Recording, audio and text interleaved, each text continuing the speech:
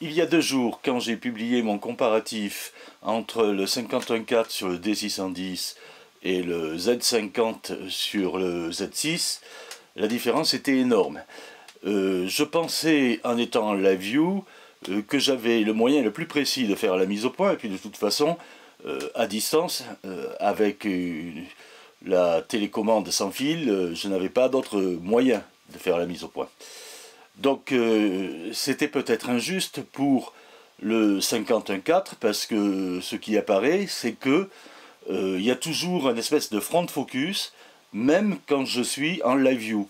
Alors comme pour régler le back focus, front focus, je m'appuie sur la photo que j'ai en live view, il se peut que je n'ai jamais réglé mon 50 mm correctement sur le D610 et sur le D850. Donc je referai des réglages sur ces appareils, mais là en attendant je me suis dit je vais maintenant me photographier avec la télécommande filaire, ce qui me permet d'avoir un meilleur contrôle, uniquement avec le Z6 et en alternant le zoom, le Z 50 mm et le 51.4.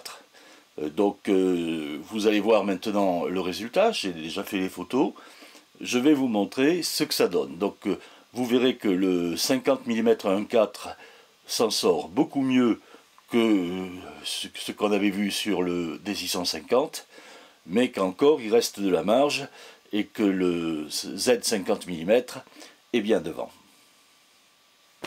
J'ai enregistré avec mon câble Camlink ce qui se passait dans le viseur du Z6. Donc vous voyez là, je suis en train de prendre les photos, j'utilise la télécommande filaire, ce qui fait que j'ai pas de soucis pour ça. Ça me permet de vérifier donc si j'ai bien la mise au point sur l'œil, grâce à l'image que je vois sur mon PC en même temps, c'est pour ça que je baisse les yeux.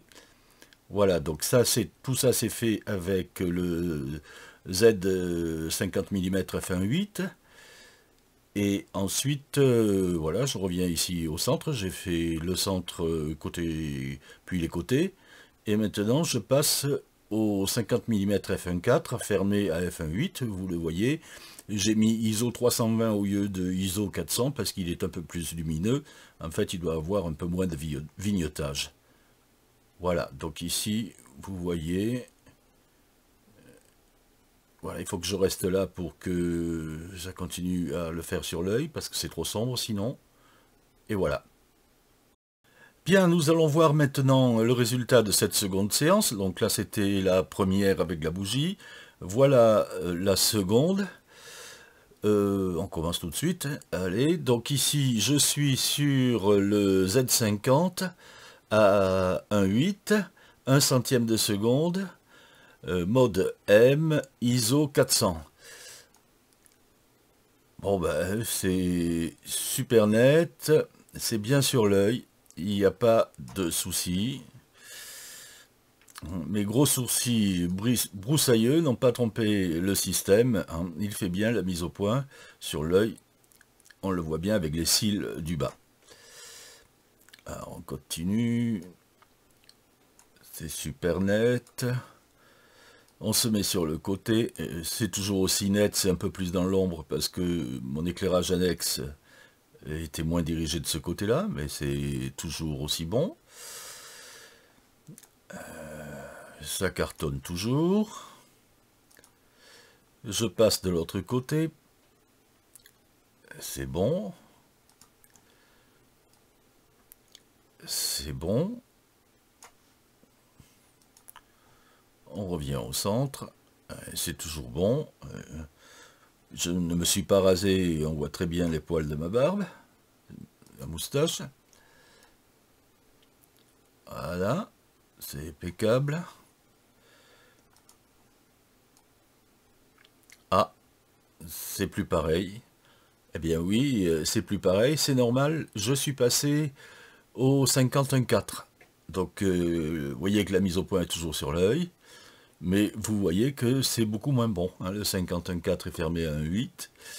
bon, bah, c'est doux. Alors, c'est moins catastrophique que la dernière fois, hein, c'est beaucoup moins catastrophique. Mais vous voyez, le nez est complètement flou. Alors, l'œil n'est pas très bien net, on voit mal les cils du bas. Les sourcils sont flous, l'oreille est complètement floue, et le nez est flou. Donc, je vous remets la précédente.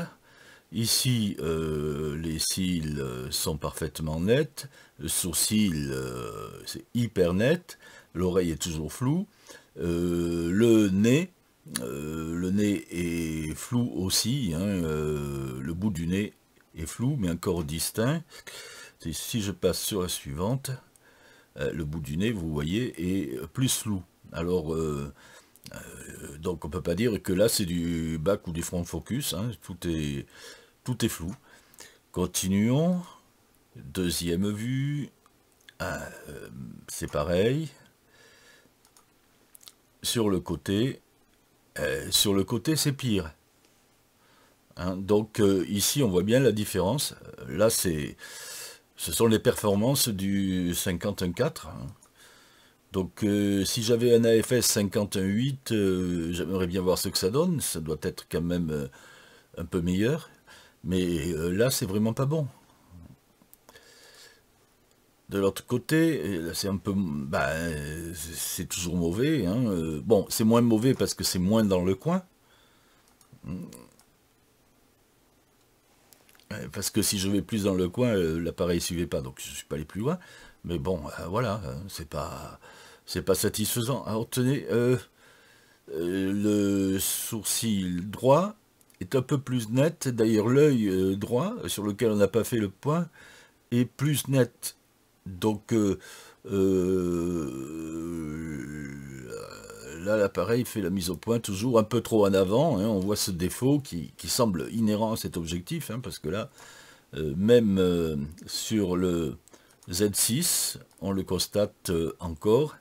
Donc là c'est pareil, et puis regardez, ce qui est amusant, c'est que la mise au point sur l'œil, sur lequel on n'a pas fait la mise au point, le focus, est légèrement plus nette que celle qui devrait être en focus. Donc on voit bien que il y a un problème quelque part avec cet objectif. Je ne pense pas que ce soit mon exemplaire, hein, donc, mais bon, voilà. Donc ici, maintenant, là, on voit bien la différence entre l'un et l'autre. Elle est moins forte que ce qu'on avait vu quand j'utilisais le D610. J'essaierai de faire un réglage précis avec le D610 pour améliorer le résultat du D610, mais il faudra que je trouve un collègue pour photographier, puisque bon, là, c'est quelque chose de précis. Et ma femme ne le ferait pas, ça ne l'intéresse pas suffisamment pour qu'elle puisse arriver au résultat qu'on peut espérer. Donc j'essaierai sur le D610 et sur le D850, après avoir fait un micro-réglage aussi précis que possible.